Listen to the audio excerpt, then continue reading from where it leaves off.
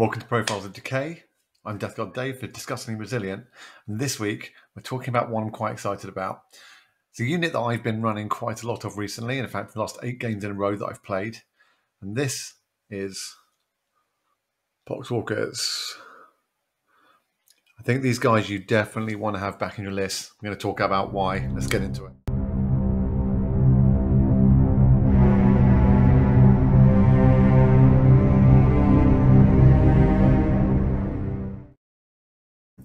Talk a bit more about why I'm personally excited about doing this episode, and that's because I've been running these guys consistently now for 8 games, and I'm running no Plague Marines. So my list has actually got 2 units of 20 of these guys, and I've been finding they've been working absolutely brilliantly. The Poxwalkers have got a small base size, absolutely tiny, meaning if your opponent stays an inch away from the wall on the other side of it, well, you can just still get through in there and tie them up. They have got a unit of 20 of them has 25 upfield no pains, but we'll talk about that a bit more about as part of the stats. You can attach Typhus to them. And if Typhus kills something, it becomes a Poxwalker. If Typhus uses his 2-up Super Smite, you get Poxwalkers. If Typhus hacks something to pieces, you get Poxwalkers, as long as it's all infantry, of course. And when Typhus is attached to them, they're -1 to hit. So there's a lot of good synergies with them. They're small. You can see here, I've got 20 of them on an objective marker, plus the character. That's a lot of OC sat on there. Because the bases are small, it's easy to block out. You can space them out. You can actually block the point pretty successfully. And if you do start losing stuff, well, you can lose it from the middle. And everything will still be 2 within 2 for a relatively minimal amount of unit models left around the outside. Plus, if you can regen them, that's a really good thing. Yes, they're 4-inch move. Yes, they're slow, but I find that these guys following up cultists, which can move quickly with a scout move and then a normal move and an advance, for example, to get onto a point. Advancing out units of these guys works really well. And if you're playing Search and Destroy, the kind of quarter deployment, it's really easy to get engaged with a cultist unit, followed up by these guys, maybe with some Nurglings already in one. It lets you kind of feed in and keep scoring that as a secondary. And chewing through 20 of these guys is a lot tougher than it sounds. I think we'll get into the data sheets in a second. Final initial thoughts on it is this is the one out of, I think, all the Profiles of Decay that I've done so far, maybe apart from Predators, which is you should put these guys back in.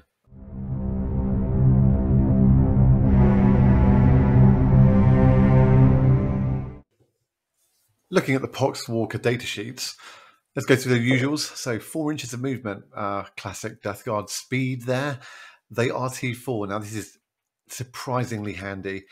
Bolters coming into you at T4. There's some flamers that are strength 4. That means your enemy's going to be wounding you on 4s for a model that's super cheap, small. There's tons of them. It does have a 7+ save, so unless you're being attacked by an AP0 weapon like a bolter and you're in cover, you're going to get a 6-up, and then you will get a 5-up feel no pain, which is also surprisingly handy.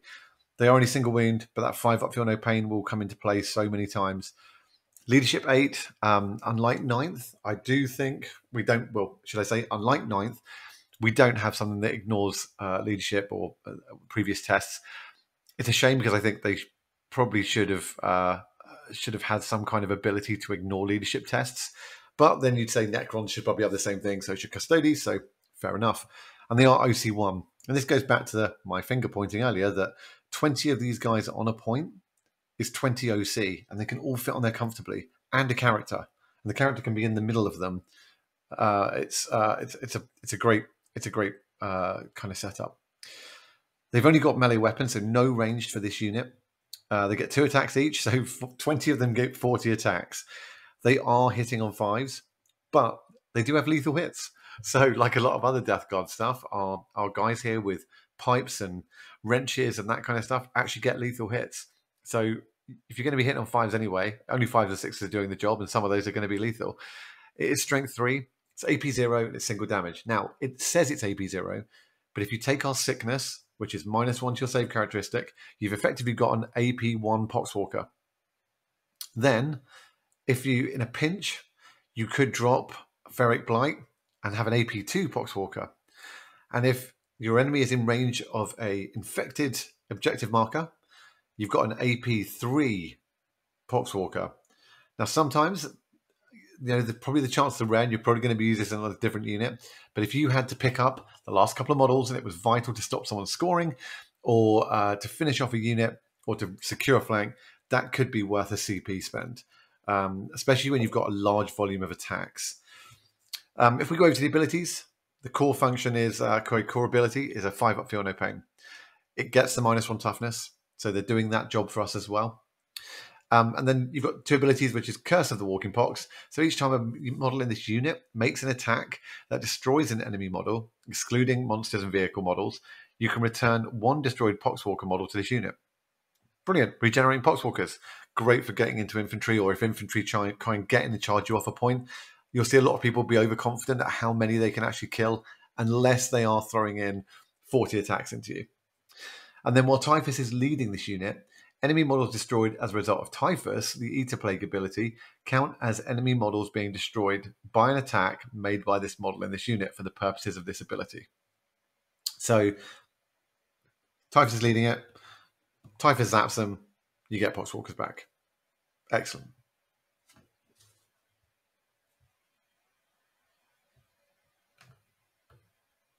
Just a quick confirmation here that Typhus can join a unit of Poxwalkers, as well as Deathshroud Terminators and Blightwall Terminators.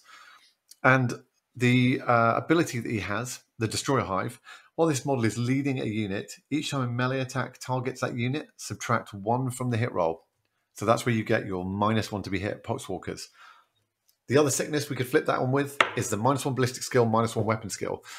If you stack these 2 things together, you're changing the hit roll and you're changing the weapon skill characteristic on the datasheet. So actually, Poxwalkers being led by Typhus could potentially be -2 to be hit. That is very mean indeed. Quick note on the back of the datasheet just says that Poxwalkers can come in 10 or 20 model size units. So no more can we just pick up 18 and fill in the gaps like we used to. But that goes for everything since the start of 10th, so nothing new there.